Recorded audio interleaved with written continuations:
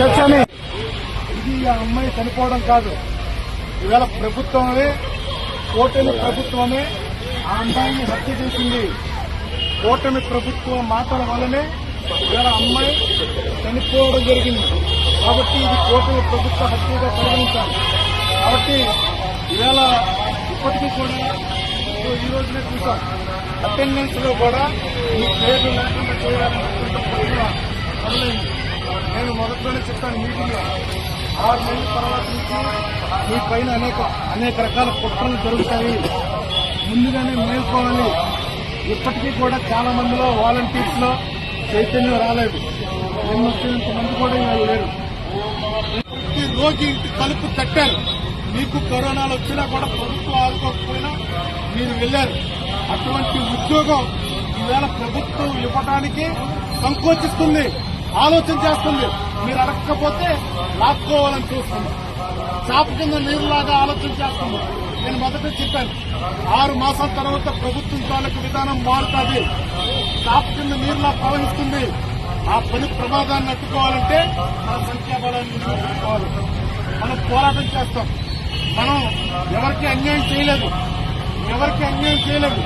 ప్రజలకి ప్రభుత్వానికి మధ్యలో ఉండి వారధిగా పనిచేసి ప్రజలకి సేవలు అందించారు. కాబట్టి అటువంటి ఉద్యోగం ఇవాళ గవర్నమెంట్ సెక్టార్ నుంచి వచ్చినటువంటి ఉద్యోగం. అమ్మాయి మీరందరూ ఎక్కడో ఒక దగ్గర వాలంటీర్ ఉద్యోగం లేదని చాలా మంది ఏ గాజుల షాపుల్లోనో లేకపోతే బట్టల షాపుల్లోనో ఎక్కడో షోరూముల్లో ఎక్కడో ఏదో చిన్న ఆఫీసుల్లో జాయిన్ అయి ఉంటారు. మీరు 10,000 తెచ్చుకోండి, 15,000 తెచ్చుకోండి, కానీ ఒక దగ్గర ఆ ఉద్యోగం మీకు శాశ్వతం కాదు. మళ్ళీ ఆయన ఎప్పుడు తీసేస్తే అప్పుడు వెళ్ళిపోవాల్సిందే. తర్వాత మీకు రావాల్సినటువంటి ఇంక్రిమెంట్లు ఏమి ఉండవు. కానీ ఇది గవర్నమెంట్ సెక్టార్ నుంచి వచ్చినటువంటి, నేను గవర్నమెంట్ సెక్టార్ నుంచి జీతం పొందుతున్న వాలంటీర్ అని చెప్పుకునేటువంటి గొప్ప ఉద్యోగం. 5,000 రూపాయల జీతం కాదు ఇక్కడ. 5,000 రూపాయల జీతం తర్వాత ఆ జీతాన్ని పెంచమని మనమే పోరాటం చేస్తాం. ఆ జీతాన్ని పెంచమని. కాబట్టి ఇవాళ ప్రభుత్వ సెక్టార్ నుంచి, గవర్నమెంట్ సెక్టార్ నుంచి మీ బ్యాంకు ఖాతాల ద్వారా, ట్రెజరీ ద్వారా, మీ బ్యాంకు ఖాతాల ద్వారా జీతాలు పొందుతున్నటువంటి వాలంటీర్ జాబు, ఆ జాబుని మనం తగ్గించుకోవద్దా? మనం వద్దా? ఆ జాబు కావాలన్నటువంటి ఆలోచన లేదా? ఎవరికైనా కనీసం మీ అందరికీ ఇప్పటికైనా ఉన్న వాళ్ళందరికీ చరణం. ఇంకో మన సోదరి చనిపోయింది. ఆమె మరణాన్ని చూసేనా మనసులు కదలాలి. మన మనసులు కదలాలి. ప్రభుత్వం తాలూకు మనసు మానవతా దృక్పథంతో వాళ్ళ మనసులు కూడా కదలాలి. ఆ తల్లి వెళ్లి చంద్రబాబు నాయుడు గారి మనసులో దూరైనా సరే,